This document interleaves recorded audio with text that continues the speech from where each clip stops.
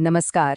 આજના આ નવા વિશ્લેષણમાં સીધી જ વાત કરીશું આગામી 16મી રાષ્ટ્રીય વસ્તી ગણતરી વિશે. આ કોઈ સામાન્ય સરકારી કામગીરી નથી, પણ દેશની એક બહુ જ મોટી અને મહત્વની નાગરિક કવાયત છે.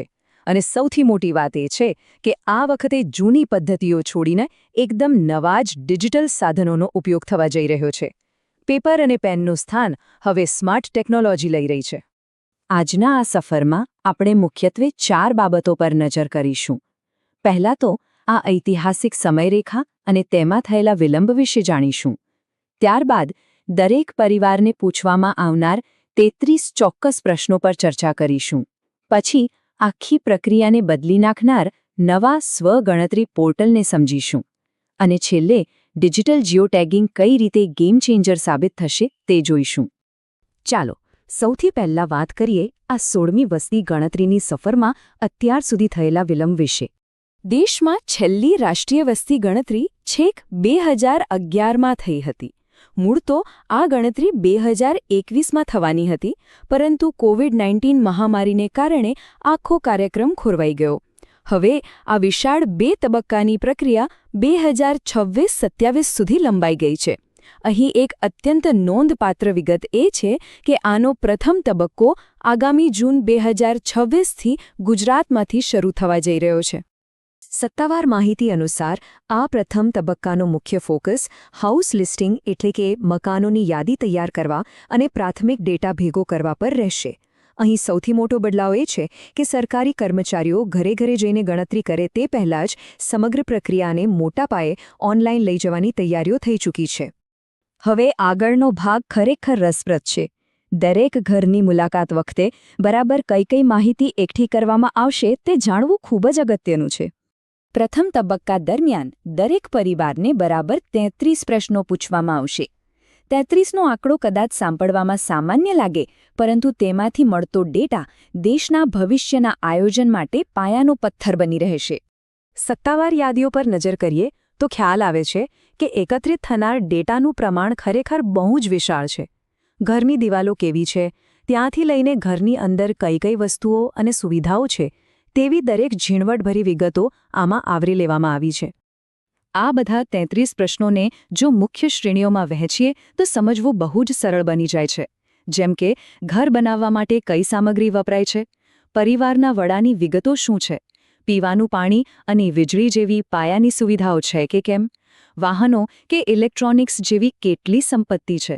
એટલું જ નહીં, પરિવારમાં મુખ્યત્વે કયું અનાજ ખાય છે તે પણ આમાં પૂછવામાં આવશે. આ બધું ડેટા સમાજનું એકદમ સ્પષ્ટ ચિત્ર ઊભું કરે છે.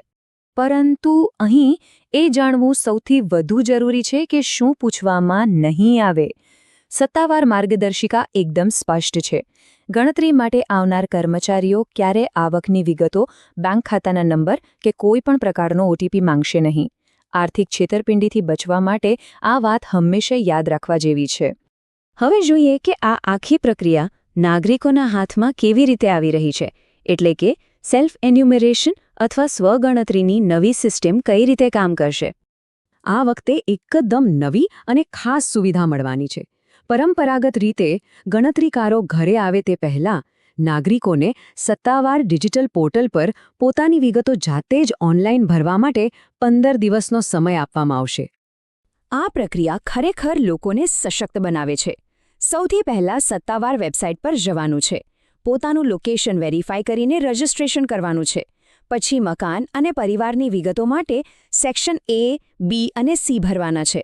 આખરે ફોર્મ સબમિટ કરીને જે SR નંબર જનરેટ થાય તેને સેવ કરી રાખવાનો છે. જ્યારે અધિકારી ઘરે આવે ત્યારે બસ આ જ નંબર બતાવવાનો રહેશે. બહુ સરળ.